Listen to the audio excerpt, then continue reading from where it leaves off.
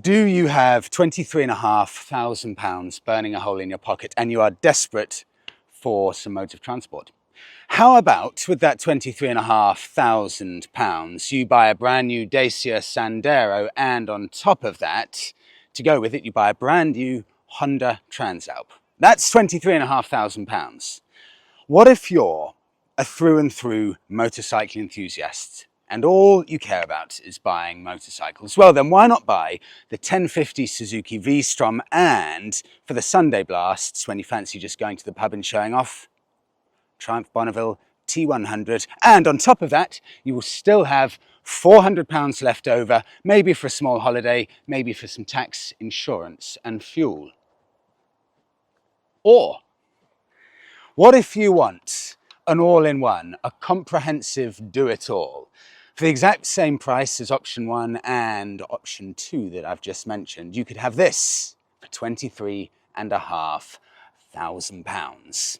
And don't forget that for the last few years, Audi have owned Ducati. So this is arguably one of the closest machines you can get on two wheels to a car. I mean, it really does have car levels of technology. You've got blind spot mirrors, you have electronically adjusted suspension, and you also have heated seats. I could go on, but I'll probably bore you to sleep. In essence, this motorcycle is fully loaded. Do you want to go off-roading? Well, this will do that. Look at the amount of suspension travel there.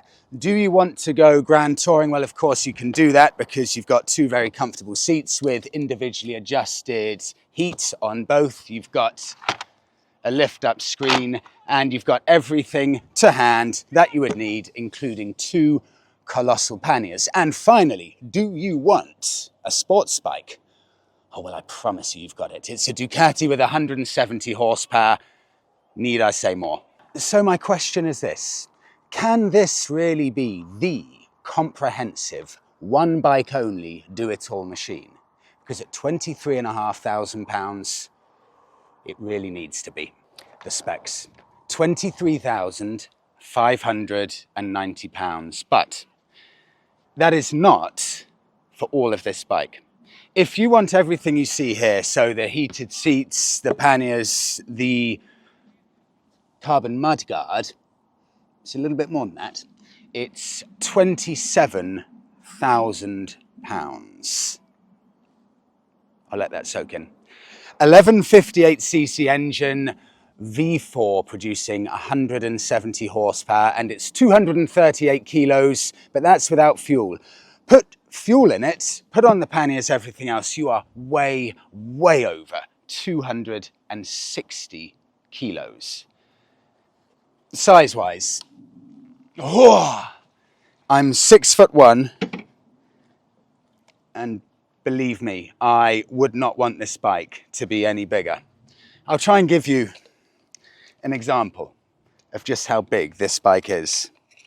Width-wise, from mirror to mirror here, this bike is just that much less wide than the brand new Citroen microcar, the Citroen Ami. And I compared it to a 1200cc Triumph Tiger, and it's that much wider than a Tiger, 7 centimeters. And trust me, when you're filtering through traffic, 7 centimeters is an awful lot. But that's all it is, width-wise. In comparison, this and a Citroen Ami. So it is a gigantic bike, but being part of the Audi group, everything is well thought out. Everything is seamless. So what I'm going to do now, I'm going to demonstrate how good and how user-friendly the technology and everything behind it is. I'm going to take off the panniers, and within 30 seconds, I'm going to turn the bike on. I'm going to change the suspension to myself, a pillion, and fully loaded with luggage. And I'm also going to change it from urban riding to touring. And that will all be done within 30 seconds. So bear in mind, with the Harley-Davidson Sport Glide, I managed to do this comfortably in 30 seconds. Stopwatch, go. First one into place there. Red lights go to green to confirm it's on. Nice and easy. Exactly the same on the other side. Red lights to green, easy. Now push the button to start that. Jump on the bike. Come on, get that Ducati logo. Loading up, 21 seconds. Yes, that's lovely. Perfect. Now wrap it up. Rider mode. Touring, let's put it in for sake of argument. Urban mode, so changed modes. And now onto suspension. Suspension 2, rider with full luggage. Press that, and now look at the bend in my legs. It's 43 seconds, I've already failed, but you can feel now legs have moved up because suspension's raised. Done, 45 seconds. Do you know the funny thing is with that? Okay, 55 seconds. The funny thing is with that, it works well, it's all intuitive, but still nothing will beat if you compare it to the Harley Davidson. Clip stuff on, clip it on, change the suspension like that if you want absolute speed. But I can't lie, they've done a really good job of making this as easy to use as possible. Now, let's take it onto the open road and see what this Italian heavyweight is like.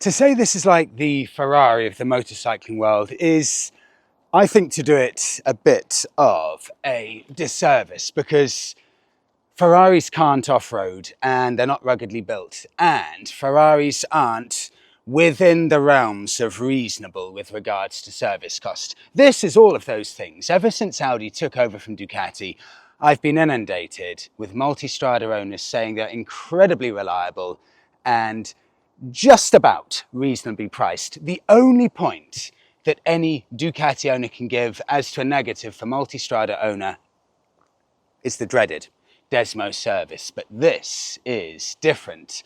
The valve check service on this is only required once every 38,000 miles, and that means that apart from the overall price of the bike, which I admit is high, it means there really are very, very few reasons why you shouldn't at least have this in your shortlist.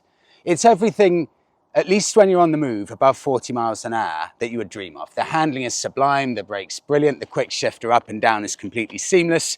And if you've got this Akrapovic pipe, which comes as part of the top level spec, bear in mind you'll have to pay for the package over 27,000 for it, well, it will sing like Pavarotti on demand. This bike is so exquisite handling and so powerful that really you're going to leave 99.9% of things on the road. And that is almost a problem because it's so capable and so powerful that within the blink of an eye, you are right into license losing territory. Everything sounds perfect. But there are a few buts to this. The first, this bike is what I've now decided to call a bike in the transitional zone with regards to size. These colossal adventure bikes are no more manageable than gigantic Harley Davidsons. In fact, in a lot of ways, they're much, much harder. Because it's so gigantic, over 260 kilos with what you see here, it means that slow speed maneuvering is atrociously stressful and unpleasant. It hides its weight appallingly badly. See, on a cruiser, they weigh as much as a small planet, but all of the weight is situated low down and the seat is so wide, you always have planted feet. I'm 6'1" and I wouldn't want this even a centimetre higher seat height. Added to that, the weight is really high up on this. I know on some adventure bikes like the KTMs, they mould the tank around to disperse the weight better. On here, you feel even more kilos than the bike actually weighs. When you're doing slow speed maneuvering, it's quite a daunting prospect. I like to do a lean angle test on these bikes. And let me just, Monica, if you just come around to the front, I usually can get the bike down until it's ground out and there's no issue at all.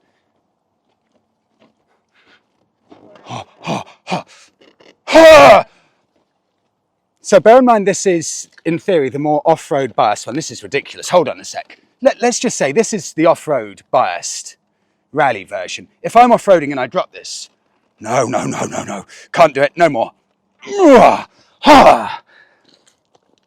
This is not easy to live with. Let's say that. It's not just the weight, it's where the weight is positioned. I was on a long motorway ride on this, stuck in London traffic. And the motorway is quite tight between lanes. On my Bonneville or on almost any other bike I usually ride on, I smile when I see traffic ahead of me. I love it. It's a challenge to see the cars there stuck as I just glide past. I can't help it. It makes me feel good. But on this bike, the feeling is, it's very, very different. I, for the first time ever on a motorbike, looked ahead of me with nothing but dread and fear. Because these handlebars and the bike in general with the width couple everything. The weight, the size, the width, the huge panniers at the back, the high seat. It means that you can no longer fit through gaps that you used to be able to fit through. And that's where the transitional element comes in. The bikes like this, they're almost bikes between normal motorbikes and cars. That's how you have to think about them. So the amount of times I had to pull over on the motorway to let a stream of 3 or 4 different motorbikes behind me just glide past with ease. And all the time I am losing 1.5 to 2 kilos an hour through sweat. Coupled with that, this engine gets unbelievably hot. I've recorded it as proof. It will tick over after you've turned it off at 106 degrees.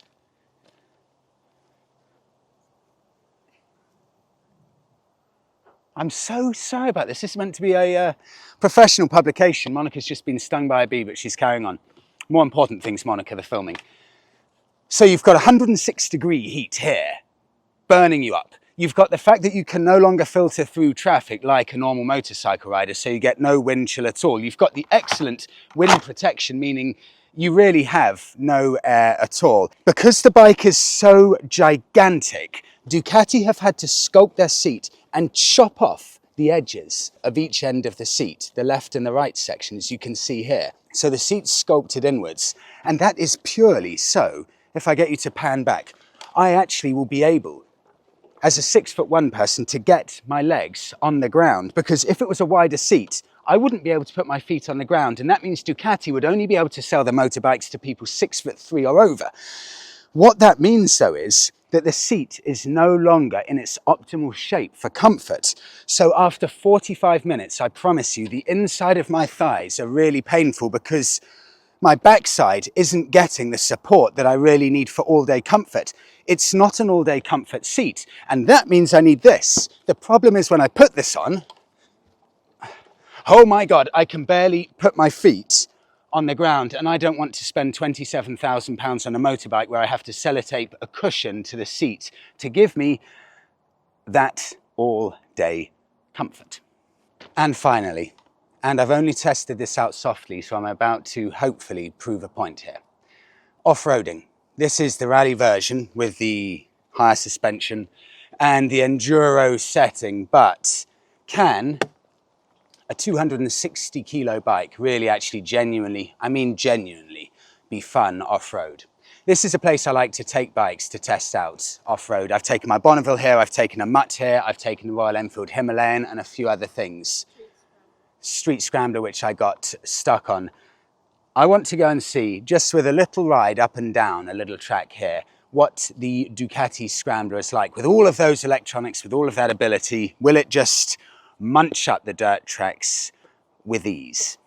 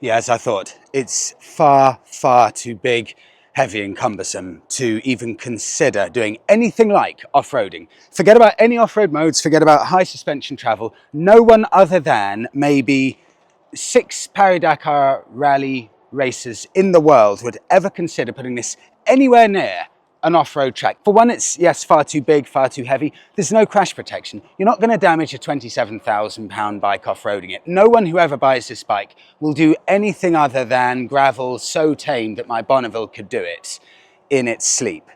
The interesting thing about these huge adventure bikes is that really, I would actually argue that you could class them as sports tourers.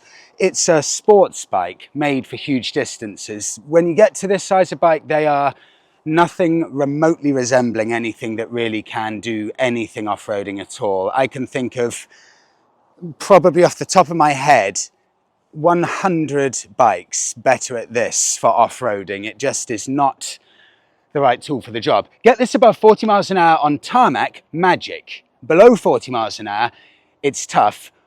Off the tarmac, it's even tougher.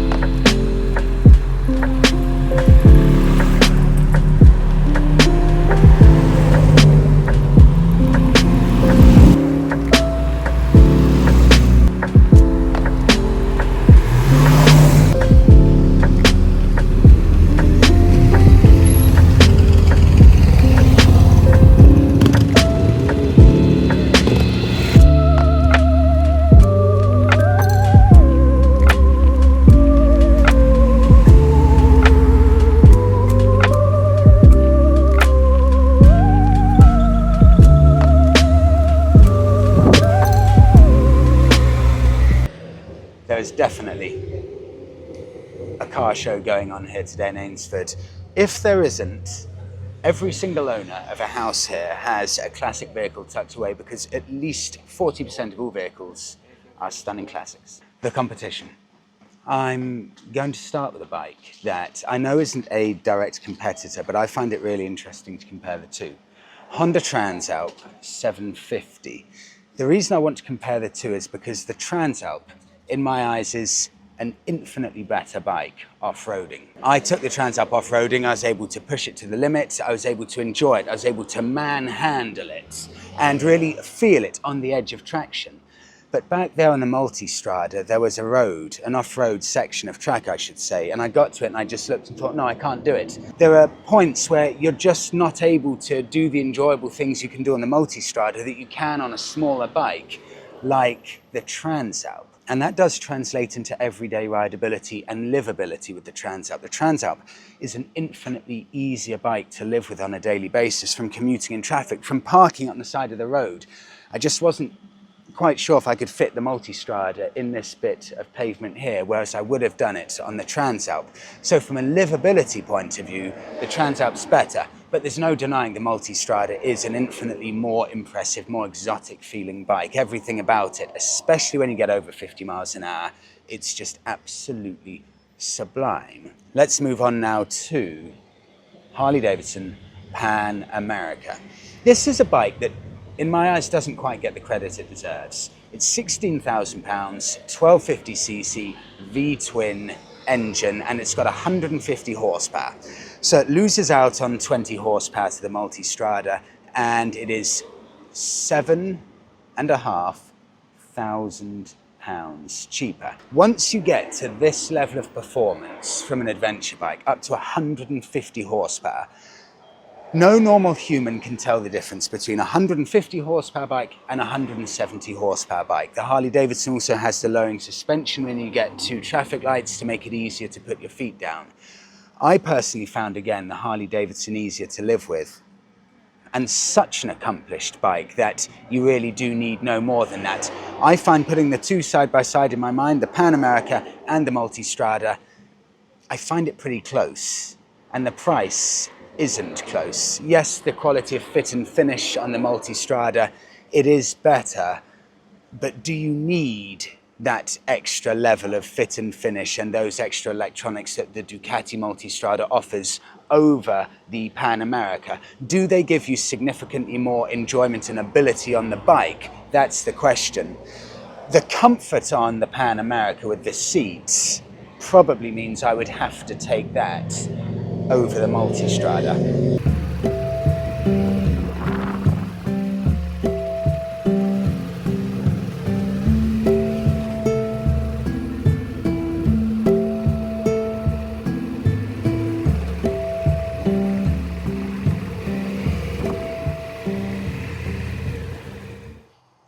It's an Italian supermodel with the strength of a gladiator and, importantly, the intelligence of Albert Einstein.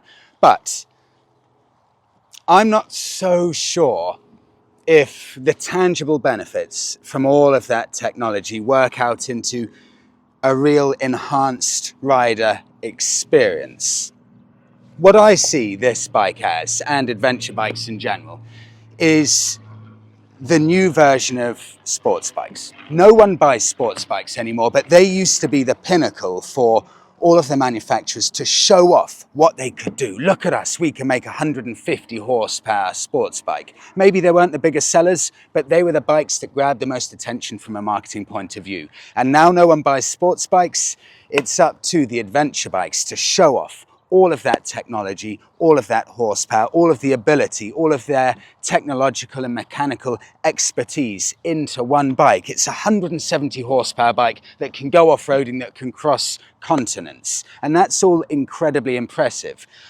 The problem is the reality of living with a bike like this on a daily basis, because on paper this is perfect. You can do everything on this bike, from beating sports bikes in races to riding to France tomorrow to going to pick up groceries with the huge panniers.